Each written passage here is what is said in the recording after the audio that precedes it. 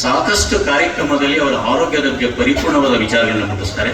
ಆತ್ಮೀಯ ಬಂಧುಗಳೇ, ಅವರಿಗೆ ಮಾತಿಗೆ ಕೊಡೋದಕ್ಕಿಂತ ಪೂರ್ವದಲ್ಲಿ ಒಂದೆರಡು ಮಾತಾಡ್ತೀನಿ. ಈಗಲೇ ನಮ್ಮ ಚೇತನ್ ಸರ್ ಅವರು ಹೇಳಿದರು, ಡಾಕ್ಟರ್ GS ಶಿವರುದ್ರಪ್ಪರ ಒಂದು ವಿಚಾರ ಆದರೆ, ಎಲ್ಲೋ ಹುಡುಕಿದೆ ಇಲ್ಲದ ದೇವರ ಕಲ್ಲು ಮಣ್ಣುಗಳ ಗುಡಿಯೊಳಗೆ, ಇಲ್ಲೇ ಇರುವ ಪ್ರೀತಿ ಸ್ನೇಹಗಳ ಗುರುತಿಸದಾದೇನು ನನ್ನೊಳಗೆ ಅಂತಕ್ಕಂಥ ಒಂದು ವಿಭಿನ್ನವಾದ ವಿಶೇಷವಾದ ಮಾತನ್ನು ತಿಳಿಸ್ಕೊಂಡೆ. ಯಾಕೆ ಈ ಮಾತನ್ನು ಹೇಳ್ತಾ ಇದ್ದಾರೆ ಅಂತಂದ್ರೆ, ಪ್ರತಿ ಮನೆಯಲ್ಲಿ ಕೂಡ ನಾವು ಇವತ್ತು ಮನುಷ್ಯರು ಹುಡ್ತಾ ಇದ್ದೇವೆ, ಮನುಷ್ಯತ್ವ ಹೊರಟೋಗ್ತಾ ಇದೆ. ಹಿಂದೆ ಪ್ರತಿ ದೇವಾಲಯಗಳಲ್ಲಿ ಇರ್ತಕ್ಕಂಥ ಮೂರ್ತಿಗಳು ಕಲ್ಲಿನದಾಗಿತ್ತು, ಮನುಷ್ಯರ ಮನಸ್ಸು ಬಂಗಾರವಾಗಿತ್ತು, ಚಿನ್ನವಾಗಿತ್ತು, ಬೆಳ್ಳಿಯಾಗಿತ್ತು.